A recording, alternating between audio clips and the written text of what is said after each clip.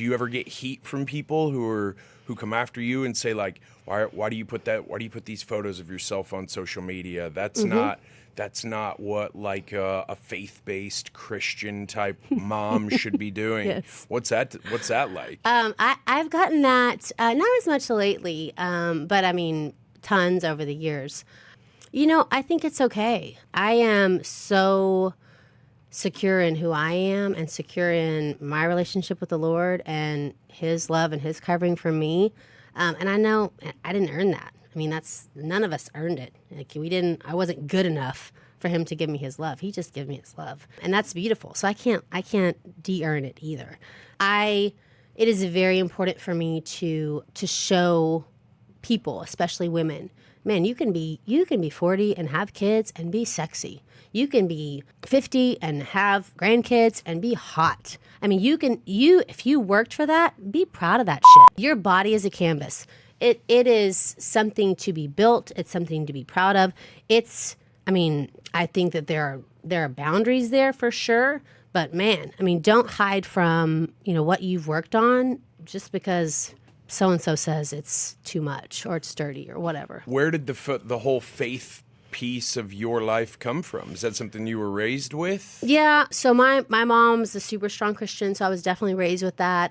Throughout childhood, throughout adolescence, it was a very good combo of super on fire for the Lord and then doing what I want to do. And so back and forth. But when you've gone through some of the things in life that I've gone through, and made some of the stupid decisions in life that I've made, there is no other reason in my mind that I continue to be successful and taken care of and being a good mom and all these things other than grace. And it just means there's something bigger than me that's truly allowed me to fall on my face and then picked me back up every time. Or something bad's happened. Along with the heart attack, several years later I have recurring brain bleed that clots in my right cerebellum. And it's not really painful anymore, but in the beginning it was really painful. Doesn't sound like a walk in the park. So, it's just things like that I really feel like are just such a consistent reminder that I'm taken care of, After the twins were born, the cardiologist told me, it's probably a good idea if you don't have any more kids. Well, I'm not the best listener. I'm just really stubborn. I listen well. I'm just really stubborn. Got married again, had third child, and everything was okay.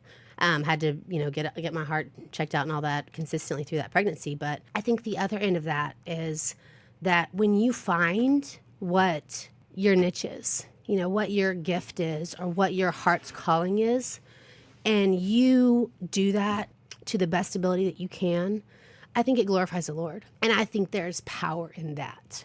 I think that He blesses what He's already blessed you with, if that makes sense. Like He's going to make it flourish. And that's what He's done, I feel like, in my life. I love to train. I love physical fitness. I love every aspect of it. I love the mental aspect of it, probably honestly more. And it's made me so much more mentally tough than anything else I've ever done in life, even motherhood. The physical aspect of pushing yourself to your limits or through your limits every day has done more for me mentally than anything else. I think that honors Him. I don't feel like, when He gives you a gift, and I have this conversation with my daughter all the time, just about, she plays volleyball and she's going to go play at Ole Miss. This is what God gave you. This has been years of hard work. I'm not negating your hard work and time that you've invested in this, but these abilities really are God-given. And so when we do something halfway with it, it doesn't honor the Lord. You have been given this. That's the same thing with your body. You hear it all the time. My body's a temple. That is the truth. This is on loan. It is up to me to take care of it and to build it and to strengthen it in a way that honors the Lord. And I think there's power in that. And I think once you really understand that your gifts are not just for you or for the people around you or for the viewing audience or for the gram or whatever, but they are I truly believe He sits in heaven and watches and gets joy from people using their gifts. Hey, what's up? Thanks for checking out my videos here on the JESS MARSHALL YouTube channel. Be sure to subscribe for sure. Hit that bell. Press that button to watch the next video. If you got a question you have about any of the topics I bring up in the videos, drop a question below, and we'll be sure to get an answer back to you ASAP. See you on the next one.